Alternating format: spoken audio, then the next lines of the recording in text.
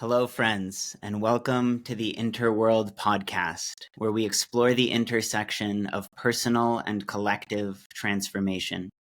My name is Yasha S. Wagner, and I'm a PhD researcher in the field of psychology, well-being, and spirituality, as well as the founder of the InterWorld Institute for Inner World Peace. You can learn more about our nonprofit initiatives by going to interworld.org. Today, I have the great honor of speaking with Julian Royce. Julian is a clinically licensed therapist who specializes in somatic work, trauma work, and psychedelic therapy.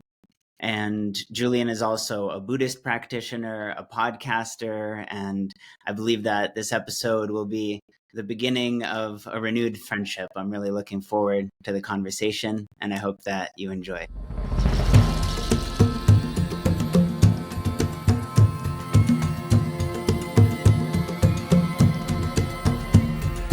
Hey, Julian. Hey, thanks for having me on. I'm excited to be here. Yeah, we're very excited to have you on. It's going to be a good one. So how's life? I know that I didn't do you justice with that short bio there. So I'm curious if you want to just introduce yourself to the audience a bit more, share about your backstory and your work, who you are and what you do. Yeah, absolutely. Yeah, I feel like I've been in this space for a number of years now. I have a background with Buddhism. I studied abroad in India and Nepal, and had about a year in Nepal where I was really immersed in Buddhism. I was living in a monastery for part of the time and did a 100-day retreat on the side of Shivapuri Mountain. And I'm kind of one of those people that it's never been very natural or easy for me to talk about myself. So I'm actually wanting to do that more because I think that's an important part of our culture. And I've come to see it as we get to define ourselves. We get to tell our own story. And I think that there's something beautiful and empowering about that. So I was really immersed in Buddhism, especially Tibetan Buddhism. And I always had, throughout my whole life, I've had this desire to have a more universal understanding. I never wanted to be siloed. I never wanted to be in a cult-like dynamic. I never liked sectarianism. And in studying the history of philosophy and religion in Tibet, they had all these different traditions, actually. When we talk about Buddhism, there's a lot of different ways that looked, a lot of different traditions. And they had this beautiful movement called a non-sectarian, the Rime movement. It was non-sectarian. So that to me is inspiring. And I see in today's world a need to have that it can include all these different traditions and cultures. We need to find a way for us to all communicate, dialogue, and have respect and appreciation for each other. So I hold the Buddhist label lightly, I guess as we should. We're trying to practice meditation. But it has been an important part of my life. And then later I went back to school and I have a master's in transpersonal psychology from Europa University. I've done a lot of training with psychedelic therapy. And I'm really interested in this intersection of meditation, philosophy, psychedelics, and really what deep healing and transformation can be, and how that can move from a personal project to including our environment, to including the more than human world, to including other people. There's a lot of pieces there, obviously. But mostly in my work, I'm working with people or couples one-on-one. So, yeah. Beautiful. That's amazing. I'm so excited for this conversation. There's a lot of overlap here and a lot that we'll get to explore. I'm curious I think we could just dive a little deeper into the Buddhism straight off the bat here. So you mentioned the Rime movement, right? Hopefully I'm pronouncing that correctly. Yeah. And Tibetan Buddhism in general, as well as this more universal and non-sectarian tendency and preference and approach. And so I know that Rime has been endorsed by various Tibetan teachers and kind of encouraged and promoted as an attitude by teachers like the Dalai Lama and various others. And I know that it even intends to include not only different schools of Buddhism and even other traditions, but also the Bonpo sort of shamanistic roots and influences of the Tibetan lineage, which there's a lot of fascinating topics there in my own research related to the elements of nature and things like this. So I'm curious if you want to speak at all to kind of what areas of Tibetan Buddhism in particular you've enjoyed exploring the most, if it's the practice, the philosophy, which aspects or schools, and if you want to just dive into kind of what we all and our listeners can like take away from just a very brief taste of the Buddhist wisdom that you've received. Yeah, thanks. Yeah, such a big topic for me. I think, yeah, I mean, for me personally, I think like a lot of people, it's like extremely inspiring for me to receive Dzogchen teachings, the Dzogchen tradition, if we want to use that language. And a lot of Rimé masters actually saw the Dzogchen teachings as like the highest. But there's this saying in Tibetan Buddhism I've heard a number of different teachers or lamas talk about, which is like the highest Dzogchen teachings, Mahamudra teachings, and Madhyamaka teachings are all getting to the same point. So that was kind of the part of the Rimé movement. But I think, yeah, it's kind of there. Like if we look at a tradition like Zen Buddhism, it's very beautiful, it's very simple, it's very powerful. And in my opinion, and a lot of people, it also is getting to the same point. So I would include that too. They have very profound, very direct ways to point us to our true nature and have some glimpse, some insight into that. And so in the Dzogchen tradition, that's really the main function of the teacher, really, is to point that out. It's called pointing out instructions, to give you some experiential insight into who you are beyond your thoughts, emotions, body, beyond any labels, beyond any transitory experience. And then in theory, the practice really is just to remember that. The word mindfulness, the root of the word mindfulness comes from to remember. And that's a beautiful word to contemplate, to remember, to embody, let it sink deeper and deeper.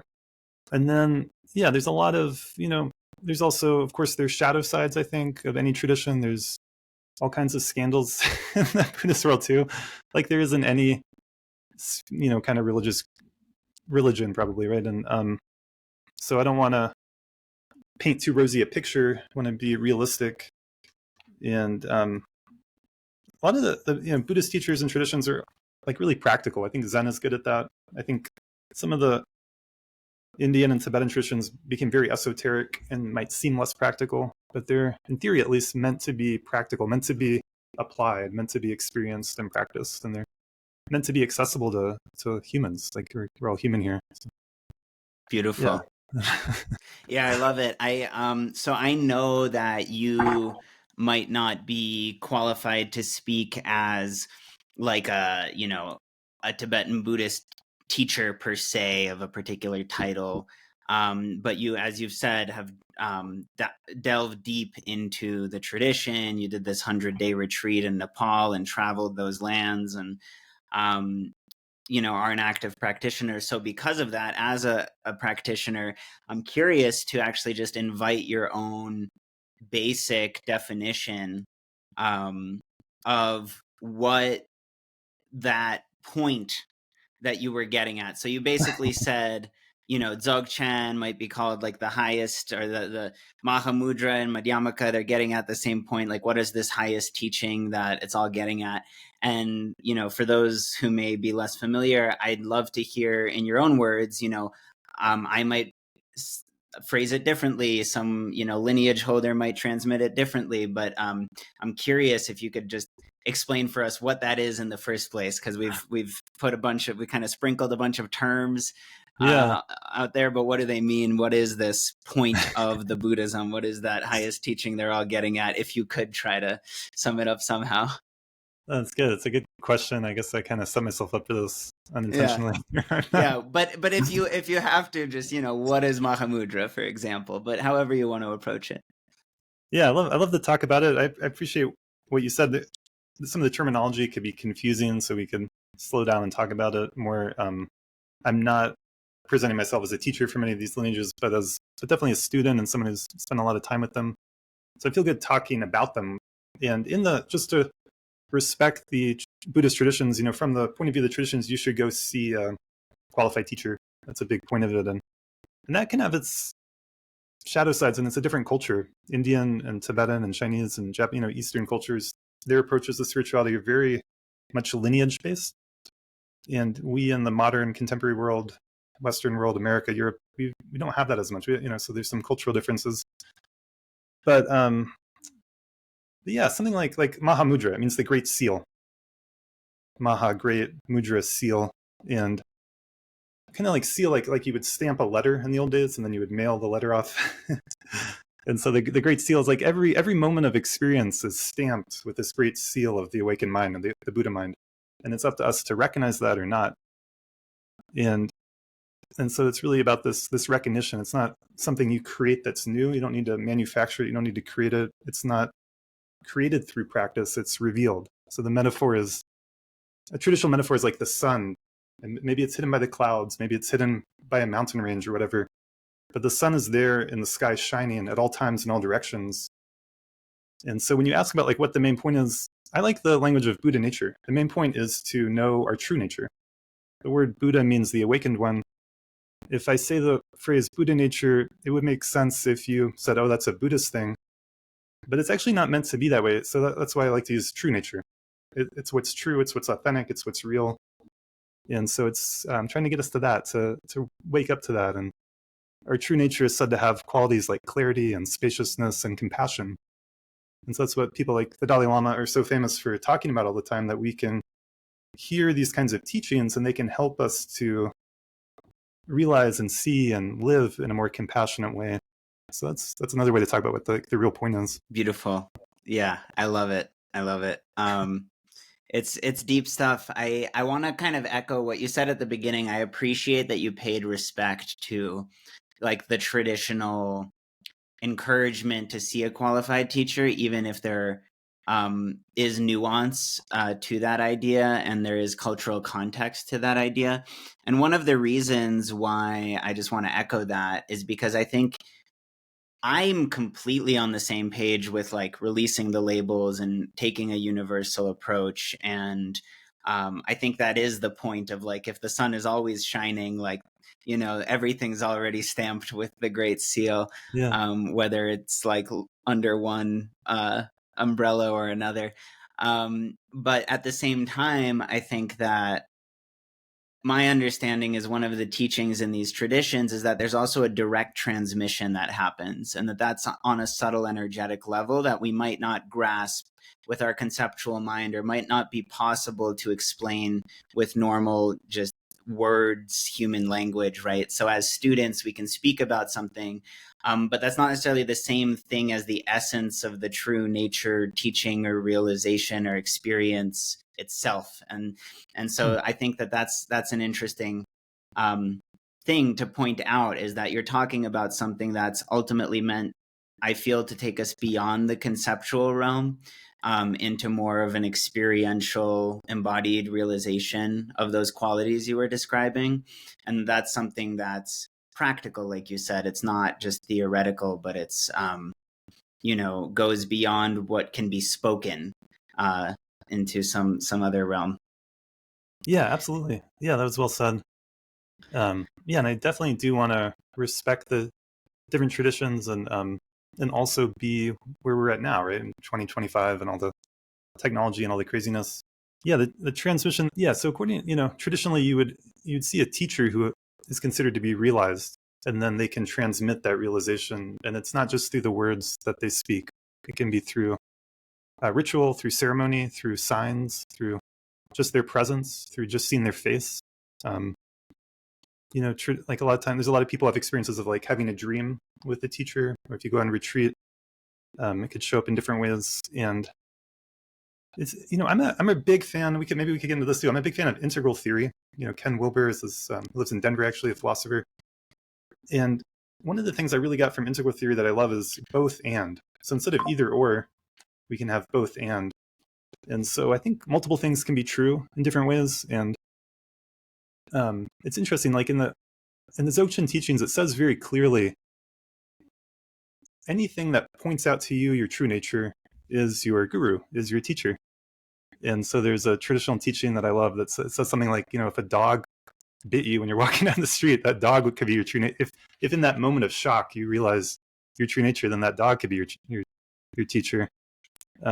So that's a helpful perspective, and it makes it more fun and more light. And then there's a lot of stories of great masters in the Buddhist tradition who went and studied with many different teachers. And so it's not exactly, in my opinion, it's not exactly like all those transmissions are the exact same. Otherwise, why would they go see all these different teachers?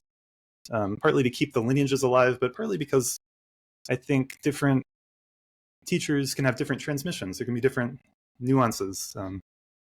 Yeah. And so it's just kind of this continual unfolding. And in the really high, Buddhist teachings, like scriptures, the sutras, the tantras, it talks about, they often start off with saying something like, we're in the perfect time and perfect place as the perfect teacher with the perfect students. And there's this like beautiful description of this kind of primordial consciousness or awareness, the expanse of our true nature, like the sun is the metaphor of that. And then out of that, the teacher appearing and the students. And they're all like waves on the same ocean. They're all of the same taste. And so we all have the same nature, but they're appearing in this different way. And then maybe sometimes those students could be the teacher and the teacher could be the student, and maybe it could be more fluid. I like to think about it like that. Yeah. Mm-hmm. I just want to say I love all of these reflections you're sharing, because I feel that that's exactly the balance that we're exploring right now as a culture and a civilization in general, is like we're moving into a new paradigm where, for example, all the information is right there on the internet, and it's very, it might not be possible to just, fit into one particular ancestral like box or label, because maybe there are a diverse range of global transmissions and perspectives that we're receiving. So it's quite the topic, and I think that the balance you're describing, like the both and balance, is what we need right now. Because on one hand, that sort of New Age spirituality can break us out of old structures to where we're much more open to kind of receive a deeper, truer dimension of the teachings than what the old structures can provide, because it's more universal. Which makes it maybe more real. On the other hand, it could also become delusional if there's no tradition there, there's no discipline there, right? So there's this both and balance that I think is important. Yeah, I agree. Maybe a more prosaic example. I mean, we all have lots of different teachers. If I, like when I was a kid, I had a basketball coach, and he showed me the right way to shoot a basketball, the way that he thought was the right way to shoot a basketball. But then, you're seeing it, you're witnessing it. It's not something you just read in a book. And that, obviously, that matters. There's something beautiful about, I think, and maybe this was true of a lot of traditional cultures, but certainly true in India and Tibet and China and Japan, where you really have reverence for your teachers. And there's something special about that, because I think it's honest. Like, we can innovate, we can have some original thoughts and all that. And we're all standing on the shoulders of giants. We learn so much from such a young age. And I think that's really what makes human beings unique, is our ability to learn and grow and adapt, and kind of unique among animals, at least as far as I can tell. 99 something percent of what we're doing, the clothes we're wearing, it comes like there's just so many people to be grateful for, actually. Not just people, but maybe the whole world. But we learn all these things.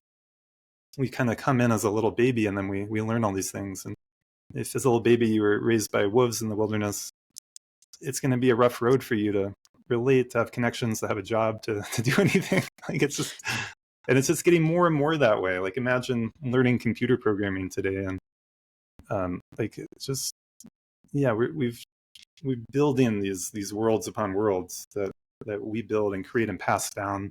So yeah. So I want to begin to segue and transition into some topics more related to psychology. Before I do, I'll just mention, so, you spoke about Zen, and I love the book Old Path, White Clouds by Thich Nhat Hanh. yeah. And there's a beautiful metaphor for the interconnectedness and emptiness of everything in that book, where he talks about how an empty ceramic or clay bowl might seem like there's nothing in it, but actually the whole universe is in it, because it was made out of water, and it was made out of earth, and it was made out of air, and it was heated with fire. And so all the elements are there. And I was also glad that you brought up how, in the tradition, in the Tibetan Buddhist tradition, for example, a person might receive something through their dreams from a teacher. And it reminded me of I think his name is Wangyal Rinpoche, but the one who wrote Tibetan Yoga of Dream and Sleep. Yeah. And he also did a lot of work on, influenced by Bonpo, shamanism and Tibetan Vajrayana, like the teachings of the nature of the elements, the earth, Yeah. water, wind, air, and space.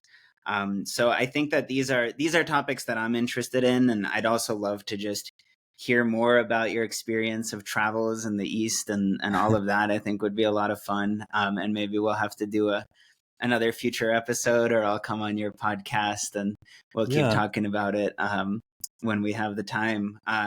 But if you're ready to transition, I want to ask you some questions about psychology, unless there's any last thoughts you want to add on Buddhism. Yeah. No, I appreciate it. Yeah, Tenzin Wangyal Rinpoche, he's a Bunpo master. Bun being the more indigenous shamanic tradition that became very like a fifth school of Tibetan Buddhism, like another became very Buddhist, or Buddhist influence. But yeah, there's these ancient teachings that I love, and about the five elements that you mentioned, and that we can find those, and there's beautiful practices, and I've done some of them. I'd love to do more with that, but that idea of the inner reflecting the outer, which is a theme throughout world spirituality, as above, so below. And like a lot of indigenous cultures talk about 4 or 5 elements out of which everything is made. In the Buddhist case, it's 5 with space, wind, fire, water, and earth.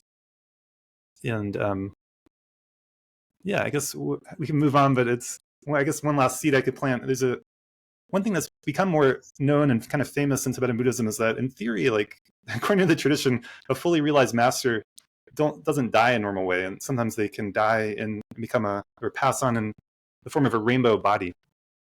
And some people believe that Jesus manifested the rainbow body, and that was what his resurrection was, that he could appear to people after his physical body had transformed. So the physical body transforms into light, and that rainbow light is connected with the essence of the 5 elements.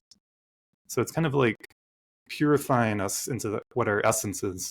And yeah, it's fun to think about. I don't know if I'm probably not going to get there in this lifetime, but Yeah, no, these are really great topics, and I'm really glad you shared what you did just now, because all of my dissertation research with the PhD work that I'm doing in psychology is actually about that universal recurrence of the elements across cultures and what that means. So that's actually what my research is about. So I'm glad you dove into that a little. And our entire nonprofit, including this podcast, is about that reflection of inner and outer that you just mentioned, that correlation of above and below, that sort of correspondence of micro and macro, right? Those teachings, which are also, I feel, pretty universal, are at the heart of why in the podcast intro I say we explore the intersection of personal and collective transformation, because those two are really woven together. So, I think you kind of just hit the essence of what it's all about for me. And I do want to ask you, so there's a few things that have come up. You've mentioned the shadow side of things, and the word shadow in the way you're using it to some extent comes from the Jungian tradition, from Carl Jung and Jungian depth psychology, which is what my own degree is in. And then you spoke about yourself being involved with transpersonal psychology. And so, I know Stan Grof and holotropic breathwork is like a famous thinker at the origins of transpersonal psych. But then you also mentioned Ken Wilber and integral theory. And I'm trying to remember the name. There's this other sort of founding member of the transpersonal psychology movement who was also a Sufi teacher, and I think founded what's now called Sophia University or something along those lines. I don't know if you remember his name, but yeah, I'm curious if you could just kind of give us an introduction, and if we have time, you can touch more upon integral theory or whatever excites you most. But if you want to just kind of give us the picture of transpersonal psychology and any aspects of how you've studied and explore psychology, how your study and practice of Buddhism might relate to your approach, or psychosomatic wellness, just how these things relate, especially to the focus of psychology. And your work as a therapist too, with clients, with individuals and couples. Yeah, thanks. I love these topics. I mean, they're big things. I think with like transpersonal psychology is something I am really inspired by it. I got really into it some years ago, and I think a lot of people don't realize like originally there was like behavioralism was like the mainstream psychology in America, and then Freud came along. This is like early 1900s, and then humanistic psychology was considered the third force, I think is how they talk about a third wave of psychology, with Carl Rogers, which has a lot of parallels right to the idea of Buddha nature, that we're all basically good. And then transpersonal psychology was meant to be the fourth force. And Abraham Maslow, and I think Carl Rogers was involved with it at the beginning, but definitely Stan Grof, and then later Ken Wilber. And it didn't have the cultural impact. And it's been, a lot of people haven't heard the term transpersonal psychology, for example. So I think it's been massively influential, but it's not as well known in general. And a lot of the kind of mainstream hardcore scientific types, like, weren't big fans, from what I can tell. Mm-hmm. And yet, if we look at like the New Age movement and all of that, I mean, it's super influenced. There was the human potential movement that all came out of transpersonal psychology. And then, with Buddhism, I mean, it's an interesting play. I think the dominant philosophy, really, if we're honest, in America, in the West, and in the whole world for a long time now, has been scientific materialism.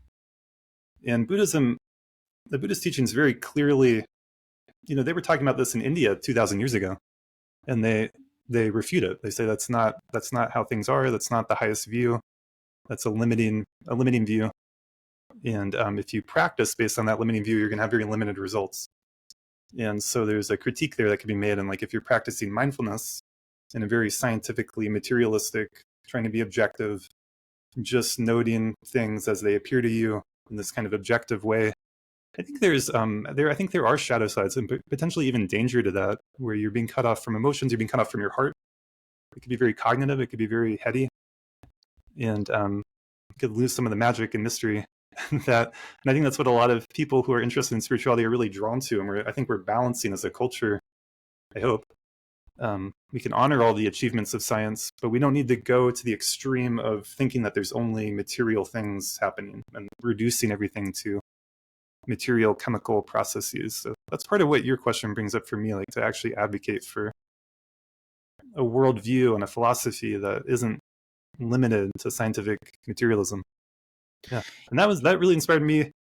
That's what I would like write papers about when I was at Naropa University and stuff, and it's kind of like dusting off the dust in the attic of my mind now to bring this stuff up, because but I think it deserves to be talked about, and I think it's as relevant today as ever. And I think a lot of our culture issues, culture wars, this is a big part of it, actually. People who feel a connection with God, the universe, source, with this more transcendent sense of who they could be, with magic, with mystery, with their dreams, with psychedelics, with altered states of consciousness. This was all stuff that transpersonal psychology was looking at, that the mainstream culture has dismissed. And so if that's happening, I think that is part of what drives some people to go to the right, which actually, like Christianity, is obviously the major religion in this country.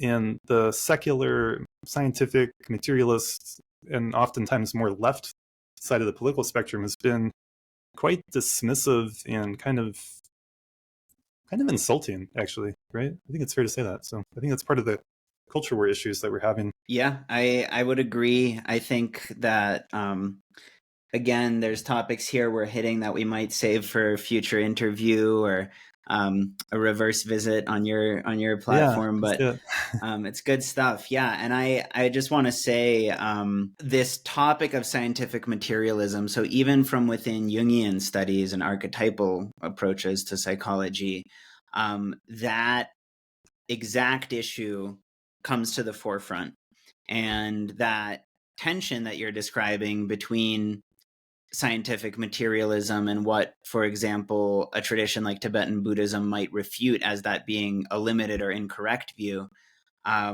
it's a really important topic. And my view on it is that I think it's really important when we discuss this kind of topic to recognize what is real scientific thinking and what it really is a sort of blind religious dogma.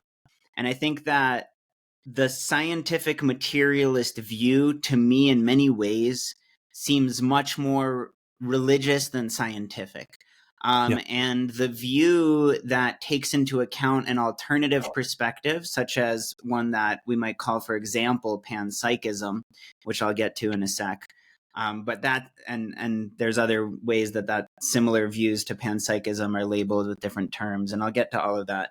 But I think that making space for the possibility of an alternative view like that is actually more scientific minded, whereas what's the word, negating, discrediting, discarding that kind of and disregarding that kind of view or possibility automatically based on a scientific materialist view, to me, does not seem scientific. It actually seems sort of religious minded, in the sense that as scientists, I believe one's role would need to be to recognize that, or, well, for one, even when there's a lack of evidence of something, an absence of evidence or proof, more so, is not the same thing as proof of absence, is what they say, right? So you're making an assumption that just because you're not sure if you could actually prove something, like, let's say,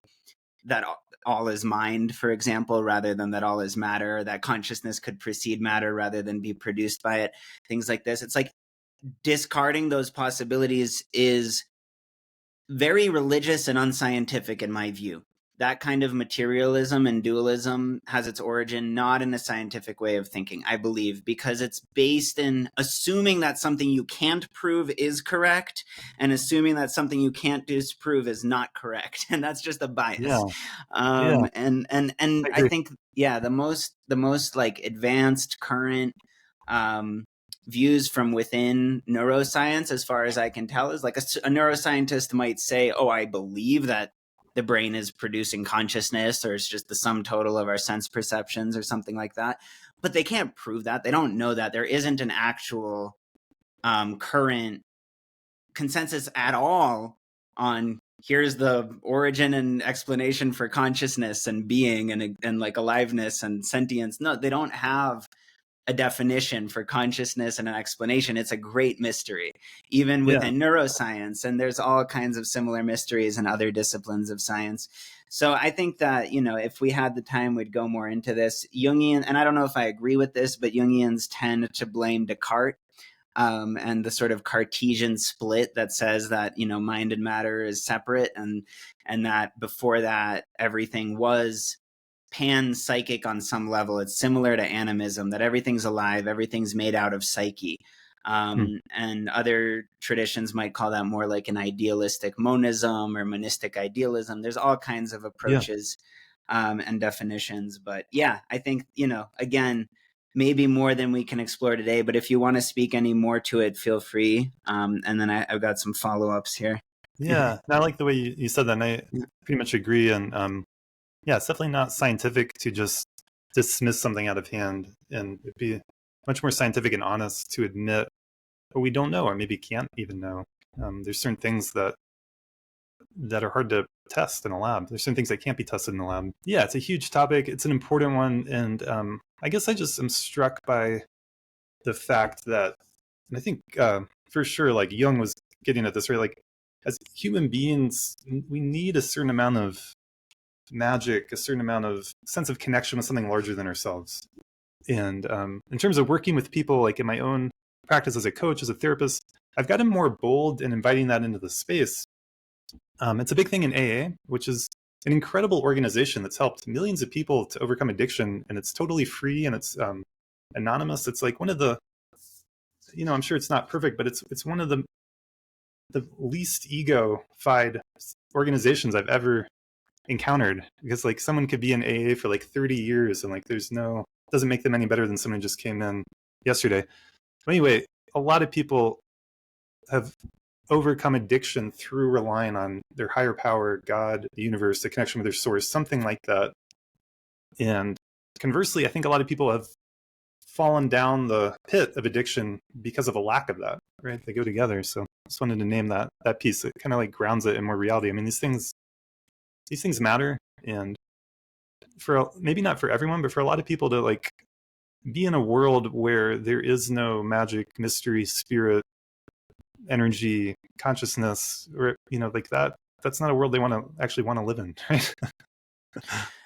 Yeah, and it's also, almost ironic, and hopefully there's a practical application to this insight, because I really appreciate you bringing it back to like, what are our own daily lifestyle choices and how do we actually apply this kind of knowledge to our lives? For example, in terms of addiction struggles and our overall well-being. But yeah, I will say, I think that it's kind of ironic, because if we were to believe that we're sort of living in the world of our own making on some level, that we're kind of experiencing a inner outer reflection where our surrounding life experience kind of reflects what our inner view and lens and paradigm is back to us, right? And if that's true, then ironically, like if you take on a paradigm that's not happening and that everything is separate and meaningless and not full of mystery and all just dead matter and we're all just part of this mechanical operation and it's all explained away and yet you don't need to try to make any sense of it. It's like, if you live in that mindset, then ironically, from more of a panpsychic, for example, point of view, you end up living in a world that is that way, because you're projecting that with your psyche onto your surroundings, where now your surroundings are this world of dead matter. It's kind of like, are we creating more of a dystopic reality for ourselves by assuming that, reality is kind of this dead and empty, totally desacralized reality? And if we're living in that attitude of desacralizing our reality and our experience, then is our experience as a result is of this sort of like desacralized surroundings and world and life. So there's some sort of sad irony there. Yeah, that's interesting. That's a good point. I think there's truth in that. So before we leave these topics of psychology, I'd love for you to just introduce and kind of educate us on what does transpersonal mean? What are some of the core theories that you would share? Like, and also with integral theory, are there any like core takeaways or kernels of wisdom that you would share with us on those topics? Yeah, absolutely. Yeah, transpersonal psychology, it's meant to be a psychology that the word trans means like going beyond the personal. So it's including more than personal experiences. It was really interested in looking at things like spiritual experiences, altered states of consciousness, and then psychedelics like with Stan Grof, was entered into that. Things like dreams, hypnosis, yoga, meditation, all that kind of stuff was kind of included in the kind of human potential movement that humans can be. Abraham Maslow was famous for talking about self-actualization, and that could be a goal of like personal development, to become self-actualized. So that was all a part of it. And integral theory is, it's an attempt to like recognize and appreciate all these different domains of human knowledge, all the different sciences like physics and biology, and then psychology, all the different, and religion and spirituality too, and integrate them into a comprehensive framework where they can make sense together and not be siloed, not be so seen as being so separate. And so I think Ken Wilber, he created integral theory. He's very, very influential. He's kind of like transpersonal psychology. I think he's had a massive influence on our culture, especially spirituality, especially New Age spirituality. And yet, not so many people maybe know his name or have actually read his works. He's not as well known as I think he thought he was going to be more famous than he ended up becoming. And I've read criticisms of him, so I'm not going to like give some blanket endorsement, but I just love that desire and that impulse to try to integrate. Harkens all the way back to the Jungian roots that I keep referring to as well, because even just the process of integrating multiplicity and diversity within an overall unitive or holistic and harmonized sort of mandala is essentially one metaphor for individuation, where we are allowing ourselves to come into more conscious relationship with the unconscious and illuminating blind spots by growing in awareness and so on. And that whole process of including and allowing for what's normally denied or ignored, where we pretend it's not there, which is the unconscious and our blind spots and so on, and drawing that all together into a more interconnected or integral whole, is, I believe, also the root of something that is mainstream. And I do think that many of these things influence the mainstream from behind the scenes, because a word like holistic, I would say, has infiltrated fully even modern medicine. But that word itself is referencing this idea of holism in the first place, right? And even before Wilbur, this idea of becoming whole was already being introduced, obviously long before Jung, but within the context of modern Western psychology by thinkers like Jung himself, Carl Jung, as essentially the definition of individuation, the definition of the journey of our lives and the purpose of our lives, to become more conscious and to individuate, which is to become whole. So I think that impulse to integrate in an integral manner that you just described has a lot of similarities with that view of individuation. Yeah, absolutely. Yeah. Carl Jung's individuation, Abraham Maslow's self-actualization. And then, of course, all these different traditions have some idea of enlightenment or awakening or Christ consciousness, or, some development, and to be on that path. I think here's an example of someone's listening to this and they're like, here's an example of something that transpersonal psychology looked at and wanted to study it or would write a paper on, the idea of chakras, these energetic centers. And I think it's a good example where the mainstream scientific materialist people are like, what the fuck is that? No, there's just this automatic dismissal. And yet, why not? Why can't we do a psychological study around chakras? Why can't we study that? Why can't we think about it? Why can't we consider that as a interesting thing to look into? That's not just found in Indian culture. It shows up all over the place in different cultures. Were all these people crazy, or is there something there? Exactly. I love it. And I'm so glad you brought up chakras, because, and the sort of universal recurrence of many of these kind of core esoteric timeless teachings, which Jungian psychology would call archetypal, because they transcend time and place. They're cross-cultural. They're throughout history. But anyways, I'm really glad you brought up chakras, because I think that the word psyche itself also kind of needs to be reclaimed, where we think of psychology as this very analytical, how do we predict and control the mice sort of thing, which, has its place. But the word psyche itself means soul, right? And I like to think of psyche as that which is between matter and spirit, which is between the known and unknown, that which is the bridge and spectrum that includes and encompasses both. And so I also think of that bridge between the above and below, between the inner and outer, as psyche, and in many ways as a good way to study and relate to something like the chakras, which I think is the journey of lifetimes to really understand that. But to think of it in psychological terms, I think is crucial and is super relevant, because I think we get a better understanding of what the actual original ancient teachings are if we can understand the psychological dimensions of metaphor and meaning embedded within those teachings. And I think that it really helps bridge the material and the spiritual to think about things like chakras in terms of the soul as that intermediary, kind of like Hermes was, right? This intermediary messenger between worlds, between the world of mind and the world of world, right?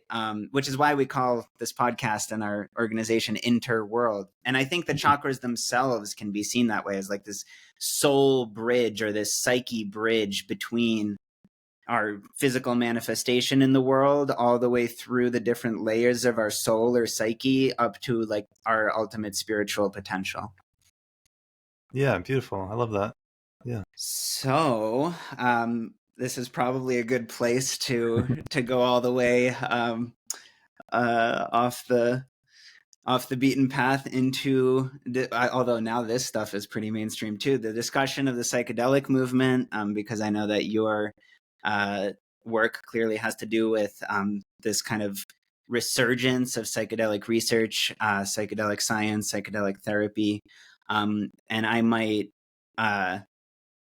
push back and add some angles of things I've heard from more native and indigenous traditions and views of medicine and ceremony and so on. So I'm really curious if you could share with us kind of about your work with that and where that whole movement and world is at and what it looks like.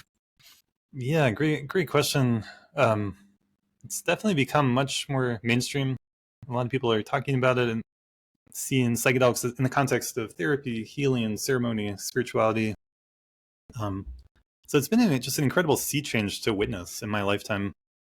Growing up in the 90s, like things like LSD, like ketamine had a really bad reputation. And I always, like in my podcast, I've done a lot to advocate for psychedelic therapy and healing as an option. I always have also wanted to acknowledge the shadow sides, to use that phrase again. Like something like ketamine can be addictive. It has, some people have really hurt or destroyed their lives with it. So it's not a magic bullet, and it's not a one-size-fits-all approach. And these substances are incredibly powerful. They open up a lot of people to magic. For a long time, it was, and I think this is still very much the case. Like if you go to like a Zen or Buddhist meditation retreat and you talk to people there, like, I don't know, 7 or 8 people out of every 10, like, got into meditation through psychedelic experiences, probably when they were a teenager or at a Grateful Dead show or at a Fish concert or something like that. And it opened them up to like, oh, there's a lot more to consciousness and to the mind than I had realized. So yeah, there's a lot of like important issues here, like you're raising, like, the indigenous cultures and approaches, and then the more like clinical healthcare approach that we have. And I think we're entering a world where, and I hope that this is the case, where we can have more and more individual choice and control over what we put in our body and how we want to go about it. And so I'm a fan of legalization. I'm a fan of, I think these medicines should be approved. I think people should be able to have psychedelic therapy as an option. I think they should be able to have psychedelic ceremonies, which is different than therapy, as an option. And then I think they should be able to have their own experiences with them if they want. And they should have access to knowledge and information to help them do it in a safe, responsible way that helps them. And like with anything, like I think, like I heard Joe Rogan talking about it. He's like, it's like driving a car. Like driving a car is fucking dangerous. Excuse my language. But no one's talking about making cars illegal. And so the making things illegal, I don't think is the answer. I think having respect and appreciation, and I have a lot of respect for someone who chooses to never take psychedelic medicine for their first 30 or 40 or 50 years of their life, or maybe their whole life. I have respect for that. And then I have respect for people that do choose to do it in a good way. And we're all, it's not about being perfect, but it's about just having more choice and like taking down the stigmas, taking down the negative perceptions that a lot of people struggle with still, that affect a lot of people, myself too. And it's interesting, even though, I mean, if you look at like Indian traditional Buddhist artwork, it looks super psychedelic. I mean, like I'm wearing around my neck a mantra that's written 108 times in gold leaf. There's like a lot of spiritual artwork is like will induce a kind of altered state, because a lot of the point of a lot of spirituality is to get you out of your normal ego identified kind of skin encapsulated sense of yourself, to get in touch with something bigger. And psychedelics offer that potential. But I was going to say, like a lot of traditional Buddhism, like a lot of traditional religion, it is more conservative. It depends maybe on the teacher in the group, but there was a lot of taboo and stigma against psychedelics when I was first getting into Buddhism. I imagine that's changed a lot for someone who's getting into it today, because the culture's changed around it. But they haven't been, at least officially, they haven't been an official part of the Buddhist tradition, or in India too. I mean, so it's an interesting thing to look at. Like we're in a place now where we're talking about these things so much more openly, with so much more choices and so much more information than our ancestors had, or that traditional societies had.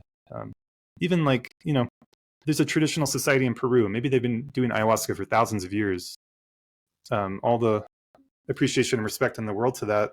And, they didn't have access to LSD, MDMA, MDA, ketamine, ibogaine, and part of what we're talking about, I think, today is like we're in this big interconnected world. We have access to all this information and different traditions coming together. Yeah, I'll leave it there. Yeah, no, this is definitely an important topic, and I think that the deeper you go into studying this topic, the more nuance and the more sort of maturity forms around the different kind of perspectives and components and context to a topic like this.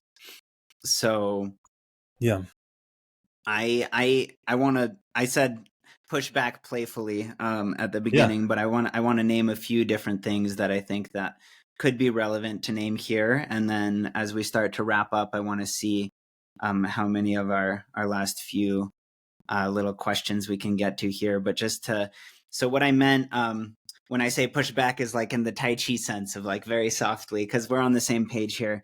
But what I've just speaking to kind of what I've heard from different indigenous traditions that I think we all need to learn from each other, and we all need to come together and recognize what different sources of knowledge and insight can work together in harmony to move humanity forward, right? And so I think that's important. And from that angle, I think that one of the things that really comes up for me around this topic is that while, indigenous ceremonies could totally be misused, just like psychedelics could be misused, and it's really up to us and what we do with it, what results we'll get. At the same time, I think that there's incredible depth and importance to the context of tradition and ceremony, and like the science that's already there from many thousands of years of testing and evolving what works and understanding and receiving like guidance from sources of eldership. So yeah, essentially I feel that with this topic of plant medicine and psychoactive substances in general in our human relationship with mind altering substances, plants, fungi, the thing that feels really key to me is context and the how. So I think that there's a lot that the whole psychedelic movement has brought to our culture. And at the same time, I think that the role of that kind of eldership or guidance that I'm describing from ancient traditions is that I don't think it's limited just to like grandmother ceremonies in the jungle in South America. I think that it's a global, ancient, lineage-based approach to these sacramental substances and practices, and that the ceremony and the sort of training generation to generation creates a particular type of container where a facilitator, we were talking about ceremony being different from therapy, but also a skilled facilitator might be able to help an individual on their own healing journey or facilitate some sort of group journey that's more dedicated to prayer, to some sort of ceremonial magic. And the two might not be inherently separate. But the thing that I think is especially interesting to me is like that all of these medicines ultimately stem originally from, on some level, these alchemical or land-based or nature-based indigenous traditions from someplace in the world. And so, for example, like when we talk about something like LSD, right, the active compound there is derived from, I believe, ergot, if I'm pronouncing that correctly, which is a fungus, like other mushrooms, like Amanita muscaria, like other mushrooms are fungi, right? And I believe that there have been traces found implying very likely use of that particular sacramental fungus in the Eleusinian mysteries in Greece in ancient times. And so I don't, and similarly, like you mentioned, ibogaine, and it's derived also from iboga, which is in traditional plant-based medicine among some African indigenous traditions. And so I think that, and even you also mentioned like these plant medicines not having a presence so much in some of these Asian meditative traditions. And at the same time, uh, if you do go to like certain sects of Shaivism and Shiva worship and all these different things, that you might find that there's like, whether it's datura or there's like the Toei plant, as they call it in Peru. There's a flower of that in the hair of Lord Shiva as he's dancing. And so there are these references to plant-based medicines and evidence of use. And sometimes they're very esoteric. They're not publicly known or shared much widely. But from ancient Mexico to ancient Egypt to the Himalayas, from what I've seen, or Himalayas. Do you know if it's Himalayas? You were there, or Himalayas? I say Himalaya, but I'm not. I think it's more of Yeah. a British thing than a native thing. Yeah, sure. Well, my sense of it is that all over the world, to Siberia, to Mongolia, that everywhere on some level there's this relationship to the power and the mystery in the plants. Some have some effects, others have other effects. Even just smelling some cedar could have an effect. And so I think that like context of ancient tradition as a study of plant medicine as a discipline of its own, as a like lineage of working with mind and with consciousness, has its own value and its own depth, and that it creates a sense of structure and discipline to approach it that way. Where a person could misuse some indigenous plant medicine and turn that into like a vice or a habit of some sort of drug use and escapism. And a person could do the same with any psychedelic. It could, there could be a dangerous way of approaching LSD or ketamine and so on. But at the same time, it's like there are plants within native traditions, for example, from South America, that are revered and are part of the sacred practice. And they might not exist, they might be sort of still looked down upon, let's say, by the psychedelic movement, and vice versa. So like psychedelics are classically thought of as LSD, mescaline, to some extent MDMA, psilocybin, etc. But something like tobacco might be considered one of the most important plant medicines in an indigenous tradition. Or like in Peru, you go and there's offerings with coca leaves, for example, right? And it's like, I think that when we study uh, plant medicine within the context of a wisdom tradition, that same wisdom tradition that focuses on medicine work, might discourage, for example, drinking alcohol or smoking marijuana or taking LSD. And so I think there's this nuance. There's this nuance there. And my contact with those traditions has tended to show that um, there may be more depth than we realize to the ancient science and discipline and structure of those medicine-based wisdom traditions than what simply the like dominant narratives are within modern psychedelic science. I'll put it that way. Yeah, thank you. Such an important topic. Really, a lot of topics. There's a lot I could talk about this. There's a lot I don't know. A lot I'm still learning. Let me just say, this is something I've looked into and I've studied. I think we both have a scholarly bent. I love to study, and so I think one thing, like we were naming earlier, the importance of learning and culture, and that human beings learn, and we have teachers, and almost all traditional societies really revere teachers, and anything you learn has a kind of lineage, and it's important. And so I think that's kind of in the architecture of our DNA of how we've evolved and how we move forward. So I think another perspective to offer that I think you're kind of alluding to you could have the perspective that something like LSD, MDMA, MDA, ketamine are recent inventions. I actually hold the perspective that I think you were getting at, which is like, it's not inventing something new, it's discovering something. And that's partly come through my own psychedelic experiences. Like that and I saw this really interesting clip on Instagram of someone talking to ChatGPT and saying, where do you come from? Did humans invent you? And it answered in this really interesting way, which is saying like humans discovered this AI. They didn't invent it exactly. I've been kind of waiting here, at least some potentiality, and now it's been discovered. And another interesting point is any subjective conscious experience that a human could have through psychedelics could potentially be had without the medicine through your own internal chemistry. And we can see that examples of that in things like breathwork, fasting, meditation, yoga, so many different ways to alter consciousness. And so maybe these substances help people have different experiences. Of course they do, but it doesn't mean that other people without those substances couldn't have had a very similar experience. And then another piece is this part of the human story, I think, is kind of conservatism versus more liberalism.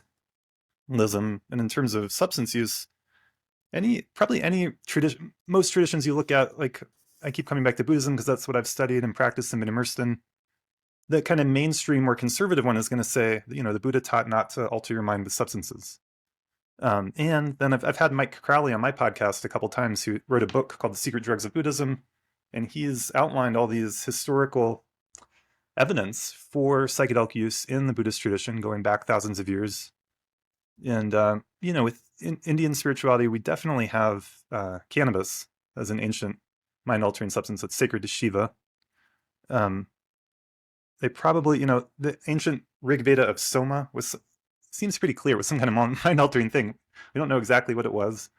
So I kind of, my personal take on it is psychedelic medicines have been an important part of human evolution and development, and potentially even the creation of spirituality itself came from our ancestors eating wild mushrooms. Like that makes a lot of sense to me, that actually helped us evolve, helped us feel connected, helped us have this sense of the divine.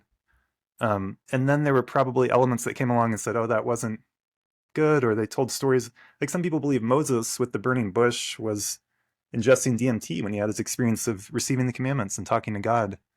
And I'm open to that possibility. And then maybe the more conservative elements say, no, he is a special person. And so there's been this part of human organized religion where people have said, like, there's certain special people that get to have spiritual experiences, and then the average person just needs to follow these rules, these commandments, and then they can get to go to heaven later. And I think we have this in agreement, that we can experientially access the divine ourselves, and that's a really radical idea. And then one more piece, and again, we could talk about this for a long time. One more piece to name is, in our culture, in the United States of America and Western Europe, when the 60s happened and people were taking LSD for the first time, they were doing it without a lineage, without a tradition, and without a context. And it must have been very wild and very confusing. And it played a part in the chaos and beauty and creativity of the 60s. And now we're at a place where we're evolving and developing, and there is a lineage. Now I can go study psychedelic therapy with Stan Groff, and he can be the creator of this new lineage of psychedelic therapy. And maybe it's not really that new. But my point is, like, the 60s were a kind of weird time. And I think I've always been a big fan of the 60s. I love the art. I love the freedom. And I think there's also a lot of downsides to it. And I think we're still kind of figuring out that, because part of the 60s was kind of rejecting the older tradition. There was this kind of young versus the older thing, and this idea of revolution, and a lot of it seems really kind of naive, and some of the impacts of it 40, 50, 60 years later, we can question how helpful it was. I think a lot of the culture wars issues we're still fighting today kind of came about then. And so hopefully we find some new synthesis and integration. So yeah, those are some things that come to mind when you share that. Yeah, I want to acknowledge that this is probably a deeper topic than we can do justice to for with just a short conversation about it like this one. And if we had the time, I would keep peeling back more and more layers. But while we're on it, just a few notes I'll add. I appreciate that you mentioned the downsides of the 60s. And I think that you really hit the nail on the head when you say, like, maybe this new renaissance of that research movement is now a little more mature and has a little bit more grounding within tradition and has experimented enough to see what level of unbounded experimentation without structure can backfire, as opposed to when there is guidance, tradition, discipline, then it creates a space within which that experimentation can flourish. Um, because if it's simply unbounded prematurely, then it can just turn into like an amplifier of our pre-existing delusions and pleasure seeking and escapism and so on. Yeah. And I think that even this, like you said, there was this rejection of tradition, rejection of backstory. And I think that manifested with the story of the whole psychedelic movement having, in some ways, been at least partially born from the interaction of the indigenous teachings of the Teonanakat sacred mushrooms from Maria Sabina to the Harvard Psychedelic Club and so on. But then as that spread into party culture and people just freely taking mushrooms as a drug, right, which I think is the kind of thing that a conservative Buddhist teacher might be saying not to do, is not to Yes. take drugs for the sake of some sort of recreational or pleasure seeking or escapist reasoning, as opposed to because it's part of one's own spiritual practice or journey to expand their consciousness, right? And I believe that the ancient traditions, like in Maria Sabina's case, found that it was that there was a certain power removed from uh, the mushroom, and that there was a certain sort of taking advantage and extracting of the Mm. tradition. And so I think that that's a good way to kind of illustrate the downside you were referring to. And ultimately, different traditions are just going to have different approaches, and so I think it depends on one's own path. Like, a tradition in the Himalayas might, or in Rastafarianism, for example, might embrace the use of ganja, and some other practice of plant medicine might restrict or instruct not to touch that particular substance. And similarly, you mentioned like fasting and other components of our own internal pharmacy that we have, which many of these ancient traditions, including indigenous traditions, have practices of fasting, of vision questing, of sweating, and I think that ultimately all of that points to what I was saying, which is that um, there's a need for, when I say discipline, part of what I mean is actual disciplines, like the practice of disciplines, Mm. like daily practices or meditation, or um, maybe it's dream recall, maybe it's nature walks, like whatever's one's own process of introspection and integration looks like. I think that's key, so that the medicines are actually complementary, and that we don't get lost just in the medicine itself. Um, and Mm. because when we get lost there, it's like the difference between peak experiences or these temporary states of expansive mystical awareness, as opposed to sustainable growth in awareness that leads to greater degrees of awareness over time, and maturation, right? That's integrated, which that word brings us all the way back to Ken Wilber again, who I once saw give a very funny, tell a very funny, give a lecture where someone told a funny story where someone asked about ayahuasca. And there was a story of a Buddhist, maybe a Zen Buddhist teacher, who they gave him the ayahuasca and another student, and the Buddhist teacher and the student, they both drank it, and the one that had brought it from Brazil was like watching them, and the next day the other student was very distraught that he broke his vows, and they asked the teacher if that was against the vows, if that was a drug, and the teacher said, "I thought it was a food," which Which, Eh, right, and that's it's like I mentioned that like maybe it's just smelling cedar can have an effect. Like all of chocolate is made from cacao, but that's a hmm, sacred plant medicine to the very sacred to the Mayan tradition. And so I think ultimately to me the question of that discipline of like sobriety or not taking drugs is that if plant medicine is used in a way that can make us more sober and awake and lucid to reality as it really is, by stripping off the sort of layers of conditioning and illusion and intoxication and being under the influence that we have all the time of the yes, television, of caffeine, of sugar, of billboard advertisements. Like we're already under the influence, bombarded by everything is psychoactive. Even oxygen is one of the most psychoactive things in the world. And we start hmm, imbibing the substance of oxygen from our first breath at birth, right?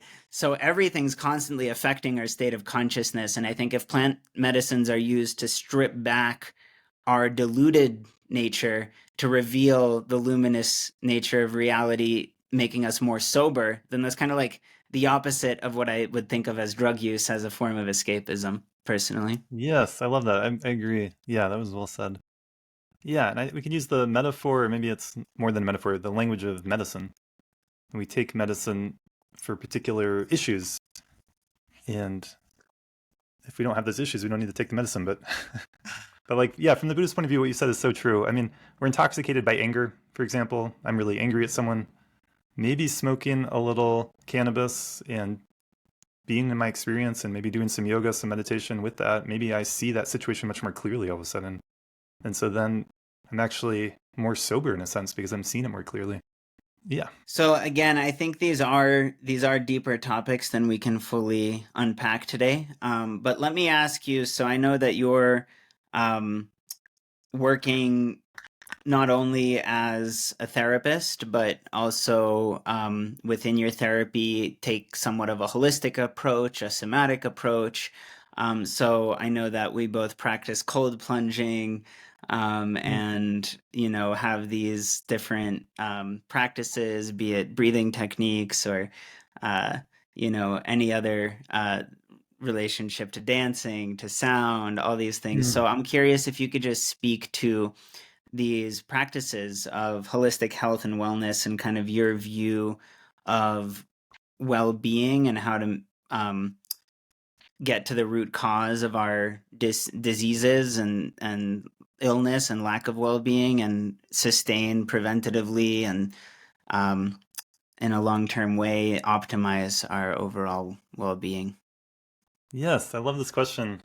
Um, well, let me say, like, when I first meet with someone, I do an intake process with them, and I touch on what I call the four pillars of health and wellness.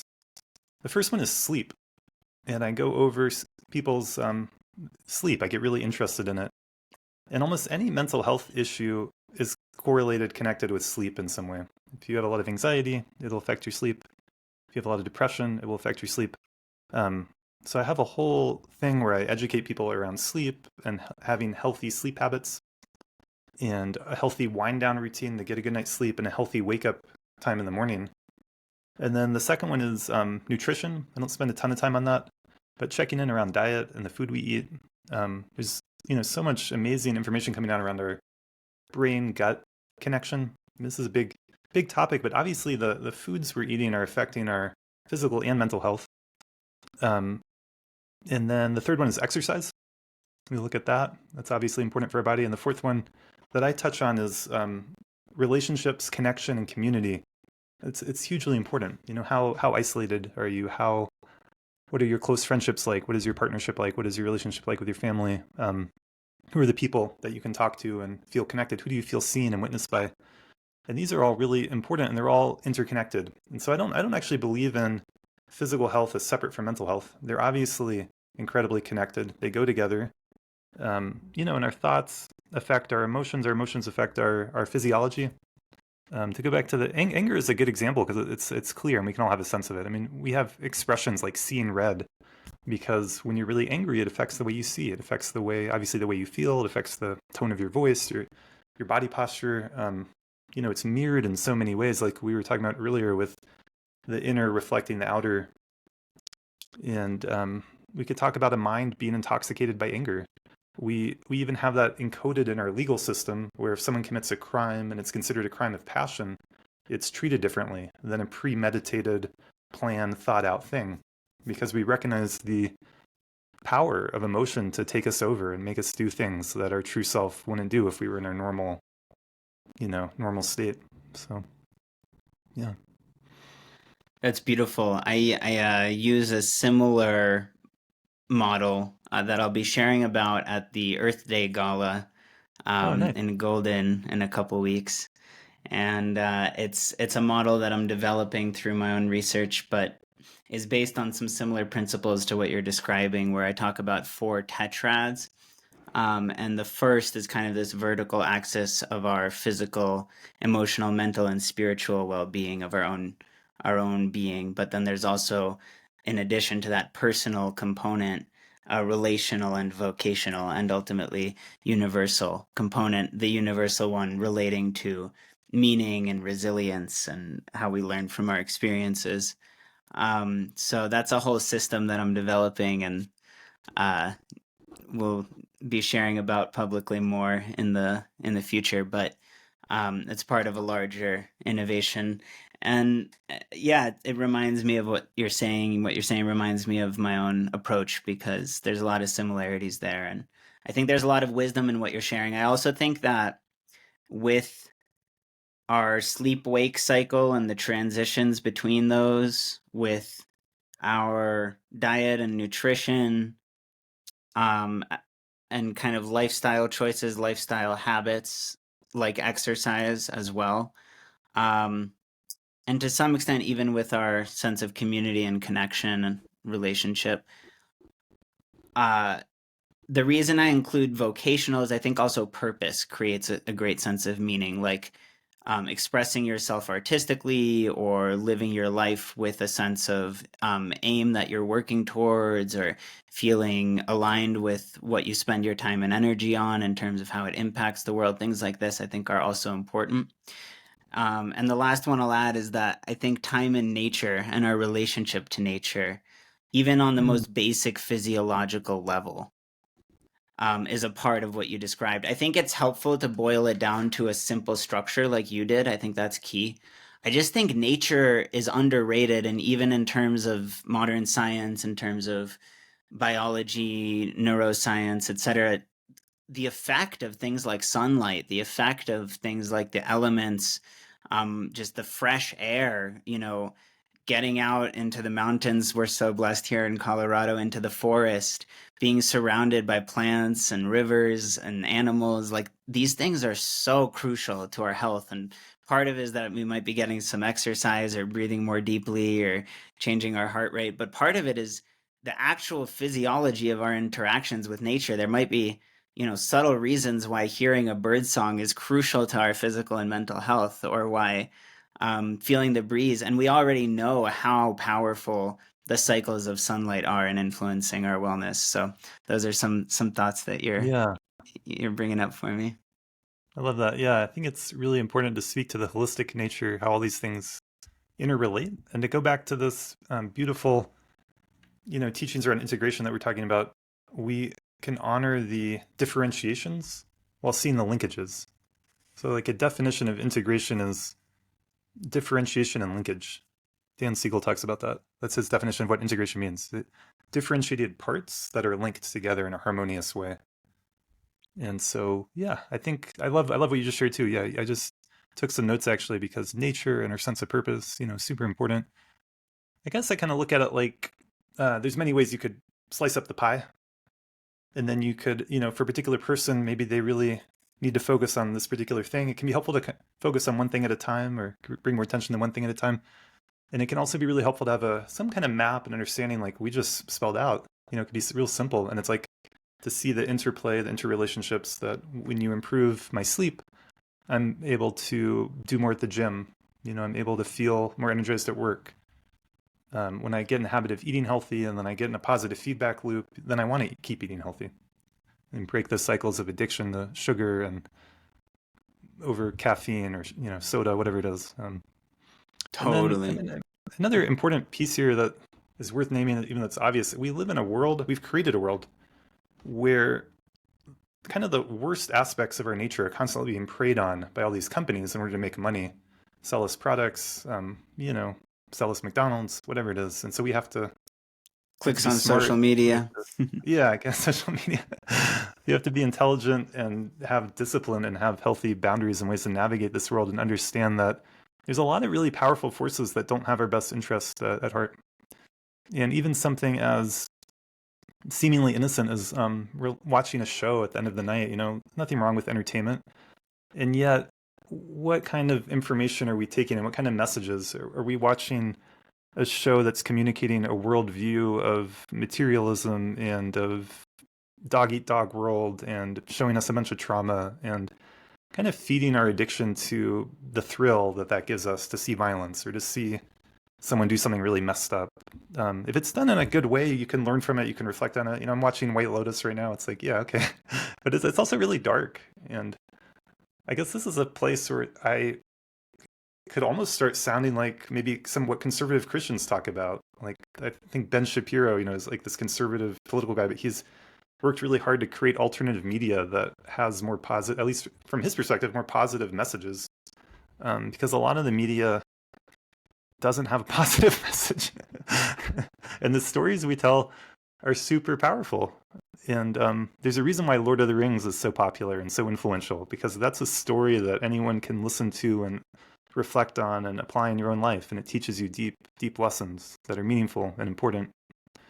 And something like Game of Thrones, super entertaining, super interesting to think about and talk about, didn't leave me with a positive vision for where I want to go in my life, for the kind of world I want to be creating.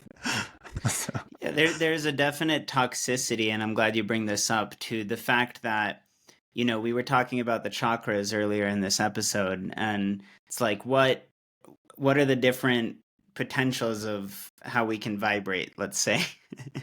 And like, I definitely think that a lot of the pop culture and the mass media and so on, and mainstream entertainment and so on, does essentially, like you said, prey on, like, it hooks the fact that we're generally in a place where the most basic instincts of, like, violence and sex and kind of oscillating between the two are like,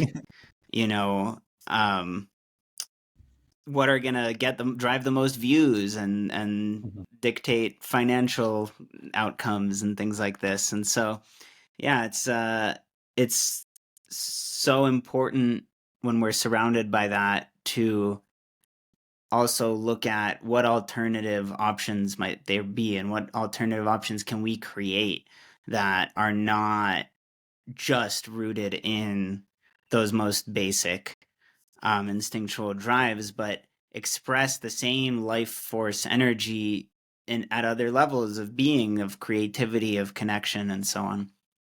Yes. Can I add one quick piece here? If you look at Netflix, if you look at almost any big show and movie, they're almost always showing extremely wealthy people in beautiful homes, flying around the world, whatever.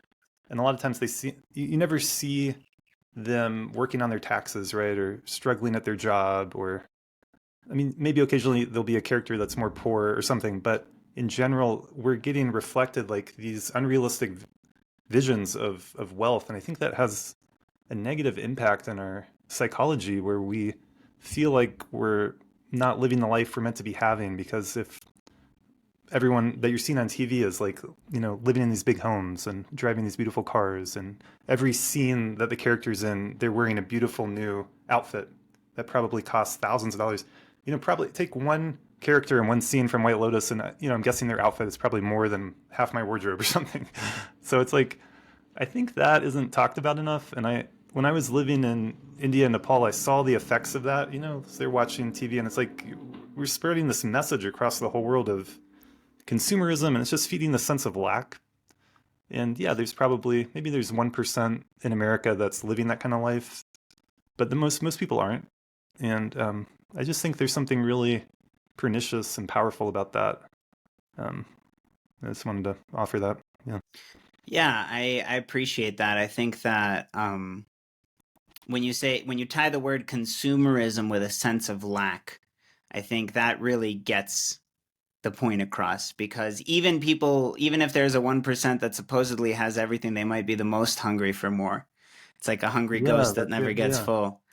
yeah. And so, really, the real 1% are the ones that are wealthy enough to be satisfied with what they already have. That's much more rare, Mm. you know, an actual state of not being in scarcity, but being in abundance. And many places in the world, there are some places where people are happy that way, even with a lot less than we have, or that we think of as like a certain standard of living. And so I once heard KRS-One talk about how your wealth is measured not by how much you have, but by how much you can do without. Like, and I think that's Mm. deep. It's like my wealth is not the extent of how much I can accumulate. I think that's a good measure too. Like, how much am I able to accumulate? Because it's hard to renounce or let go of something that you haven't actually accumulated. It's hard to like say, oh, I don't need wealth when you haven't actually managed to figure out how to get that. But once you do, you realize it's not really fulfilling you anyways. And so I think that, you know, that's when there can be this practice of letting go of it. Mm. And so it's like, can I have the wealth? Can I do without anything? Can I just be at peace in the woods? I used to live in the middle of nowhere in the wilderness in a tent for a while. Um, months at a time. And in many ways it felt wealthier on some level. Like I remember having an experience, being out in the wilderness like that and gazing across the mountaintops, and it's like, wow, like I could build a golden bathroom with the most pristine toilet arrangements and everything to make myself feel really rich, but it wouldn't even begin to compare to this view and the Mm. architecture of these mountains that I get to gaze at instead. Um, Beautiful. so yeah, Yeah. I think that you know Mm. anyways, there's more I'd love to chat with you about, but I want to ask you one last question. And it's kind of up to you where you want to go with this. I know you do podcasting, and I know that you also have some experience with community building and living in community. And I'm curious if you want to speak to either one of those or even how they might relate. Yeah, beautiful. Yeah, building community has been a big passion of mine. I was just working with the client earlier today, and they were saying that they have some siblings and they wish that they would reach out and check in, and they haven't talked to them in months. And so I challenged them to reach out to them. I challenged them to recognize their desire for a deeper connection there, and then what they can do in their power to help make that happen, at least to try. So I think we're human beings are social beings. We need people. As I mentioned this earlier, like this quality of being seen, of being witnessed, of feeling understood. Without that, yeah, life can feel a lack of meaning. And I just think that's not, we're just evolved to live in community and connection.